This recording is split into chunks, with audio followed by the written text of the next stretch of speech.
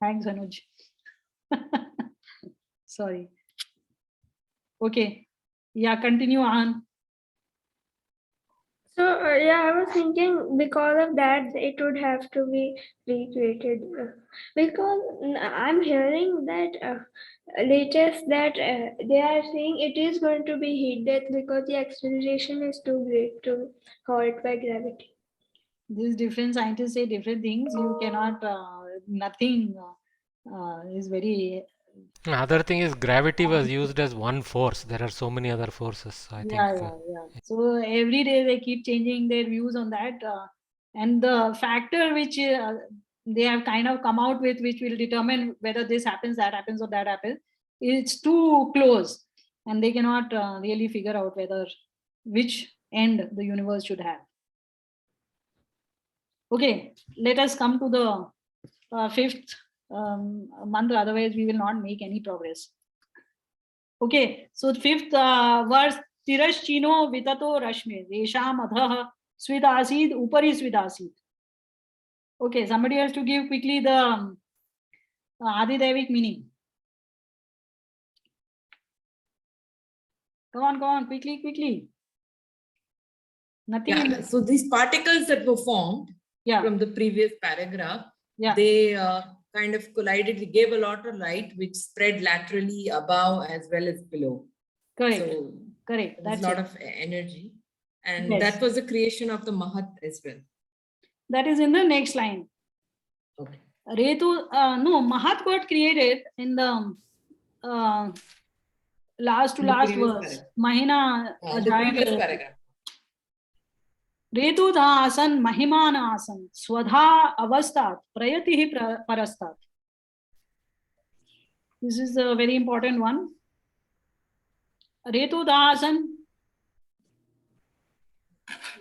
There were two kinds of particles, one which held this primordial matter and the other which held the Mahat also. Correct. Mahimana asan. Swadha avastat prayatihi parastat. They could exist by themselves. And prayatihi. Anybody else wants to pick it up? Folks, this is not so easy. You are finding it yourself. Why are you not revising? Basically, the intelligence or buddhi is probably... Don't guess, Anuj, don't guess. The forces came later from these particles. I don't know which word you are asking, but yeah, you're right. So Swadha is that which can hold itself. That is these particles. So these particles now are able to exist on their own. So they are Swadha Avasthat, they came first. And Prayatihi, that is the forces which came later. That is the forces which arose out of these particles. Okay, so I was giving you the example of this Higgs boson, which is supposed to have created mass. So even the property of mass did not exist till the Higgs boson was formed. So the boson came first and mass came later. That is what I wanted to illustrate to you. Okay, then the Adhyatmic version. Tirashino vitato rashmi resham adhaha svidasit upari svidasit. So we did not do that. So I will cover that now. So in this Adhyatmic version, Rashmi does not mean light, a ray of light. But what it means is a rain. So in Sanskrit, Rashmi also means lagam, a rain. Okay. So that means basically a controlling factor. So in the case of the souls, there is a controlling factor which determines whether they will go up or whether they will go down. That means whether they will go into the higher species or they will go into the lower species. Okay, so Adhar Svidasid, Upari Svidasid, this rain, it exists all over. Okay, Vitataha, it is spread over space and time. It is not bound by either space or time. Today you are born in this on this planet Earth. Tomorrow you could be born on another habitable planet. That does not mean that the karmas which are holding the reins to what you will become, they do not operate over there. They operate in that space as well. Also, they operate in the future as well. They extend into the future forever and forever. They have extended into the past and they will extend into the future as well. Retudha asan, Mahimana asan. So these beings which are created, these living things which are created, these are Retodha. They hold the Ret, that is the beach, the genetic material, what I was telling you last time. So they are the holders of this genetic material. Mahimana asan. They are also great. So Mahiman, again, you can split it into two meanings. One is the usual Mahima, which means they are Mahan. Mahan, how this body which is working, this machine is such an extraordinarily beautiful machine that till today we have not been able to replicate the simplest of machine, the cell. One single cell also we have not been able to create. It is such a lovely functioning machine. And this multicellular being that we are, in which so many cells are cooperating and working together, it is just unimaginable. We don't understand even like 1,000th of what happens in our body. Okay, so one is that this Retodha which is there, this being which is created is such a wonderful being. The other meaning of Mahimana is that old meaning only of holding Mahat. So this body not only holds the various other effects of matter, but more importantly, it holds Buddhi. Okay, the main power of the being, the intelligence. Swadha avasthat prayatihi parastat. So here in this case, Swadha refers to that which can exist independently, that is the subtle body. And the body of the being, the various species which we take up, the body of various different species, whether an elephant or a camel or a horse, these come later. So to tell you about the three bodies, there are three types of bodies which any being has. One is made of gross matter, which is what we see, and when we dissect also and cut it up and see things, it is all gross matter, because gross matter is all that our senses can sense. We cannot sense anything beyond that. After that, there is a subtle body which is made of subtle elements of matter. That is connected to us at the beginning of creation and stays with us right till the end of creation. Then you have a Karan body, which is supposed to be made of primordial matter, which is a very mysterious thing. So I don't comprehend too well. Swami Dayananda said that it is common to all beings. So that is all I can tell you about that Karan Sharir. So these are the kinds of bodies which are there. So this here is talking of that Sukshma body, which most importantly has that Buddhi in it. Okay, so that Buddhi is storing all your previous likes, dislikes, desires, etc. All those are continue with you in that Buddhi form. And then this gross body, which is now going to implement all those desires, and this comes later. Is that clear? What you said about the other beings come later, same thing, no? The body the other body comes later. Which body you will take up, which being you will become, happens later. The attachment to the subtle matter, that continues over the universe. and it remains constant across bodies. So the causal and the subtle body will continue, only gross body will change. Yeah. Yeah. To fulfill the desires. Correct, correct. And depending on the restrictions, the handicaps which God places on you. Okay. So for a mukta, the subtle body will also probably will not be there, right? Yes. Or when you attain moksha, then you give up all bodies. All three bodies are given up in a shot, and you come into your own, your just pure soul and nothing else. okay, the rains here that we are talking about, the controlling factor, which decides the. So, are we talking about the rains here, as in our karma bandh, or the rains of the controlling power of God? Yeah, the karma bandha.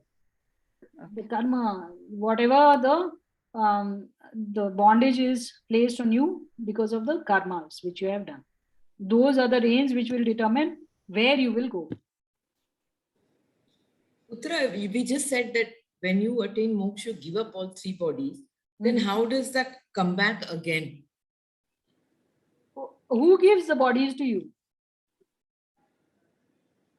God. So he gives them back to you. That's how it works? Yeah, who else gives the body? Even when you are moving from birth to birth, it is God who gives you the next body. Yeah, based on whatever is my karma phala or whatever it is. Correct. Right? Correct. But then when I have kind of disassociated with my body, then after that, how does it come back to me? He only encapsulates you in the Karan Sharir and the Sukshma Sharir and the Sthula Sharir. So first he will give you the Karan and Sukshma Shariras, and then depending on whatever balance karma is there, he will give you your Sthula Sharira as well. Okay. It's not that when I became mukta, I left all my karma and came. No. If you remember in Sankhya, we had covered this, that the moment you attain the Dharma Megha Samadhi, in which the Vivek of your being different and this body being different stays with you 24/7. That moment, you stop experiencing any consequence of your earlier karmas, and you stop doing any karma as well. Okay, all your deeds become the body's actions, and they are no longer the soul's actions, because the soul has now separated itself from the body. Okay, so you will continue in this Jivan Mukta state, and you also do not experience any happiness or sorrow from the body. But at that instant, you had not finished with your karmas, right? There were some consequences which were left, which were balanced. Okay.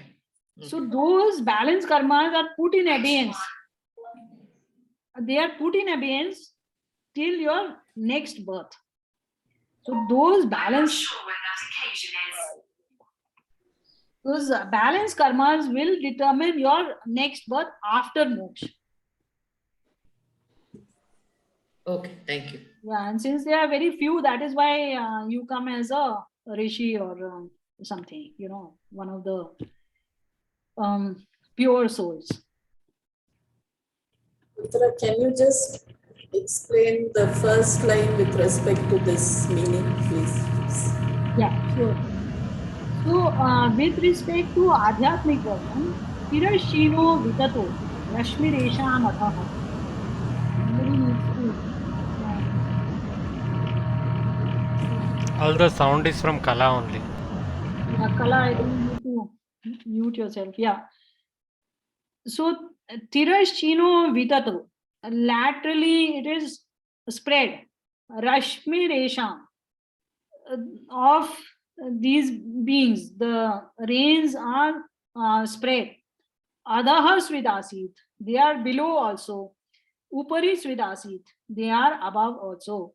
So the reins of karma which determine where the soul will go, they hold the soul as if it is a carriage, and they take that carriage into the next path, which is the next birth.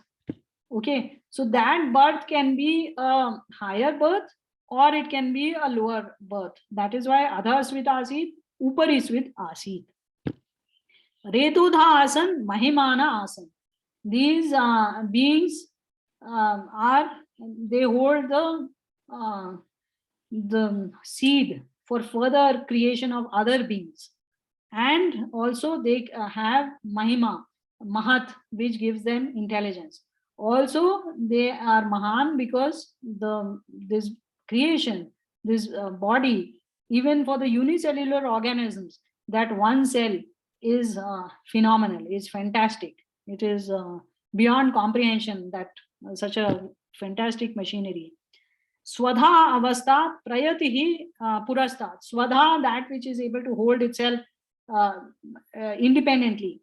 That is the subtle body.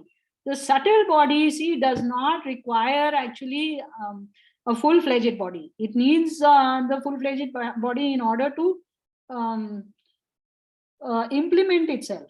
So, for example, it has the indriyas, right? The jnanendriya and the karmendriya exist in the subtle format in the subtle body. So, but the soul just encapsulated in that subtle body will not be able to implement the eye or the nose or the ears or the tongue or the skin. For that, it needs to acquire a gross body. So, but it does not require food in order to sustain itself. So the food is, it is gross matter, and it supplies matter to this body. Okay, basically what is food? Food is supplying matter to you in a format in which it can be assimilated in the body. Then the body is so fantastic, it can convert it into energy, and you can do the various activities of life. Okay, so that need is not there for that subtle body. That is why it is swadha. It manages on its own. It survives by itself. It doesn't need anything else to survive. Prayatihi parastat, the one which performs actions, that is prayatihi. That is the gross body. That comes later.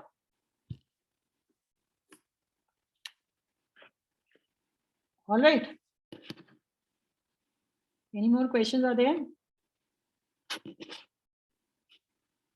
One question obviously is that maybe this birth rebirth cycle also points at an evolution, because we do talk about upari and adha and all those things. Both devolution and evolution aspects are covered there. Is there a perfect goal even in this body, is a question that comes up. Yes, I know we are time bound in the sense of pralaya and all that, stopping all this, but assuming that that time is very large and the evolution cycle is actually in a much faster rapid pace comparatively, I almost wonder, is there a play of God to reach this perfect evolute? So there is the perfect goal of moksha. I am presuming that you are thinking. But moksha is a little bit out of the evolution cycle, because you are talking. So as a being, actually, human beings, or as a yoni, as we say. So the human beings are the perfect evolute. So far. No. It is them only.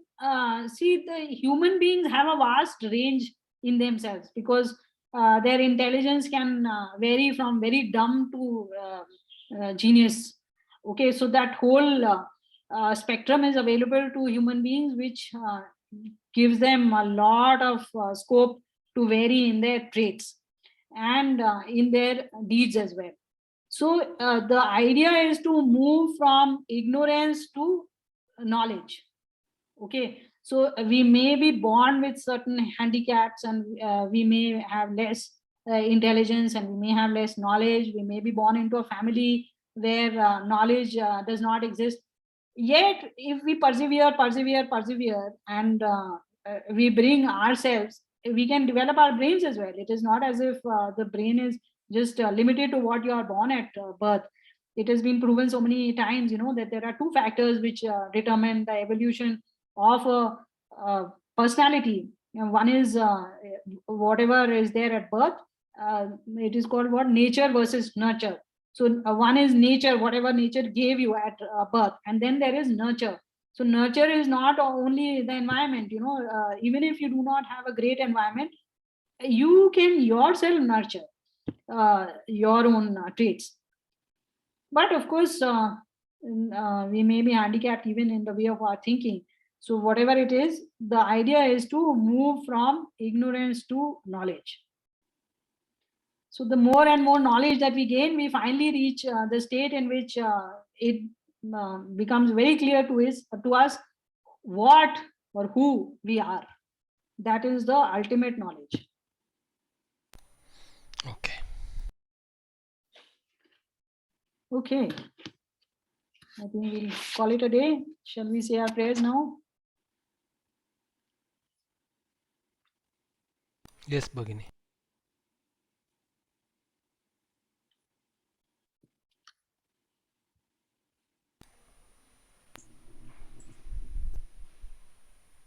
Okay, please everybody join in. Please chant after me. Om Swayam Vajinstanvam Kalpayaswa. Om Swayam Vajinstanva Kalpayasva. Swayam Yajasva Swayam Jushasva. Swayam Yajasva Swayam Jushasva. Mahimatenyena na sannashe. Mahimatenyena na sannashe. Om Shanti Shanti Shanti. Om Shanti Shanti Shanti.